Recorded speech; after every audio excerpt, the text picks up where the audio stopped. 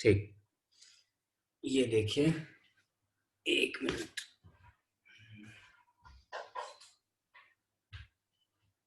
Yes,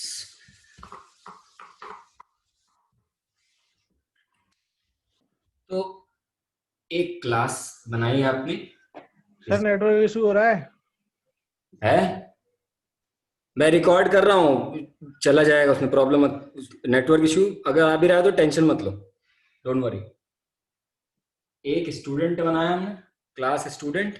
ठीक, now what we have to do, इसमें मान लो एक इंटीजर x था और एक void m, मेथड लिख देता हूं, मेथड m, और ये ऐसे। ठीक, कुछ नहीं है इसमें, मैंने ब्लैंक रखा हुआ है इसको। ठीक, दोनों को, एक्स और ये, यही दो चीज हैं स्टूडेंट को। अब हमें क्या करना है, we have to create its object. तो कैसे करेंगे, न्यू कीवर्ड से करेंगे। तो पहले हम एक क्लास बना देते हैं, या मेन मेथड में इसका ऑब्जेक्ट बनाते हैं। Every time we create an object, जब यूज करना हो मेन मेथड में हम करेंगे, अभी फिलहाल के लिए। तो हमने एक और क्लास बनाई, क्लास टेस्ट, जिसमें हम टेस्टिंग करेंगे। इसमें हमने लिखा public static void main string args। ठीक, अब हम क्या करेंगे, ऑब्जेक्ट बनाएंगे इसका। मान लो हमें दो ऑब्जेक्ट, एक यश को बना देते हैं, एक स्टूडेंट यश को बनाते हैं, और एक अनुराग को बनाते हैं। ठीक है, तो इसमें मेथड में हम सिर्फ लिख देते हैं system dot out dot print ln present, ऐसे करके कुछ बना देते हैं। ठीक है, और एक्स की जगह लिख देते हैं रोल नंबर। ठीक, अब हमें क्या करना है, दो स्टूडेंट बनाने हैं, मतलब दो ऑब्जेक्ट हमें क्रिएट करने पड़ेंगे। ऑब्जेक्ट हमने क्रिएट किया, एक स्टूडेंट ही टाइप का है, स्टूडेंट टाइप का अनुराग है, एक यश है, तो यश हो गया। और एक स्टूडेंट ही टाइप का कौन सा वेरिएबल है, रोहित हमारा, Rohit equals to new student. ठीक, और इधर ये भी न्यू स्टूडेंट। बस इतनी लाइन ध्यान रखिए, मैं रेफरेंस वेरिएबल पे ही आ रहा हूं। तो we have Yash and we have Rohit, Yash and Rohit, Yash and Rohit, two students. ये दिख नहीं रहा होगा स्क्रीन पे, तो मैं दिखा देता हूँ। ऐसे लिखा है हमने, यश एंड रोहित। अब मैं इसको इरेज करने वाला हूँ, दिख रहा है सर। दिख रहा है ना। ठीक, तो हमने दो, अब डायग्राम पे आते हैं। हमने क्या किया था, एक आइडिया बनाया था, एक अपनी क्लास बनाई थी स्टूडेंट नाम की।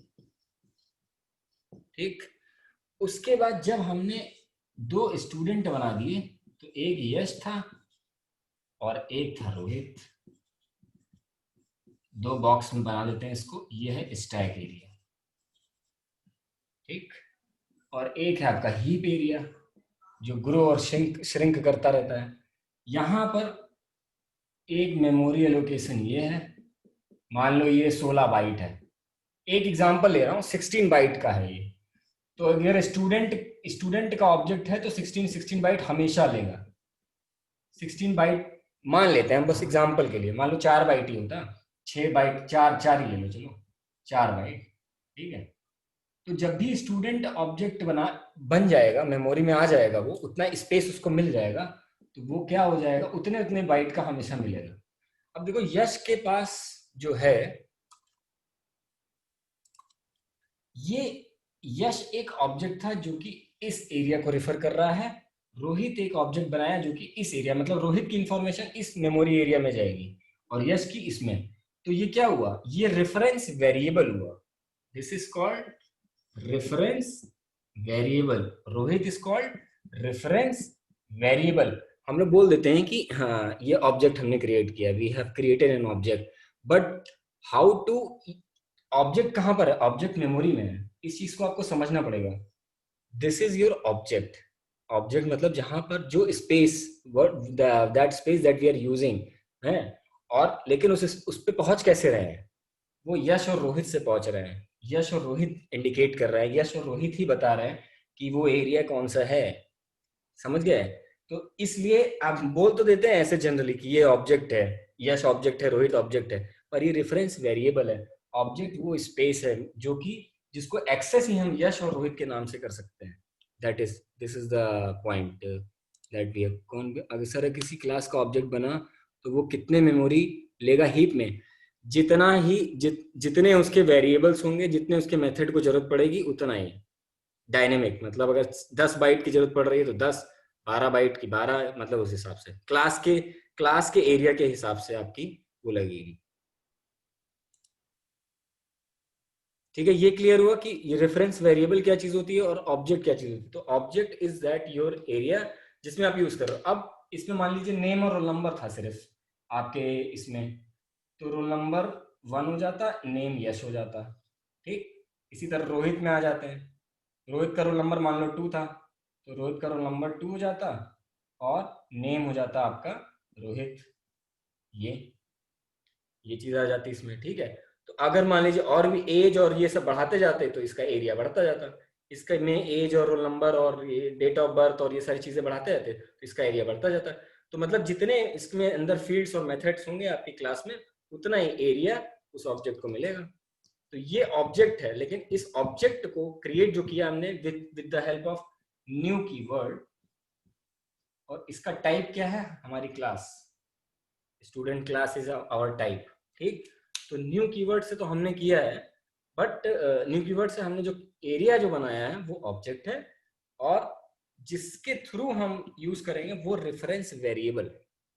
क्लियर हुआ? तो this is reference variable and object, difference between. तो है दोनों चीजें मतलब एक ही, एक ऑब्जेक्ट को रिप्रेजेंट करने के लिए या यूज करने के लिए या उस तक पहुंचने के लिए हमें रेफरेंस वेरिएबल के नाम से ही हम पहुंच सकते हैं।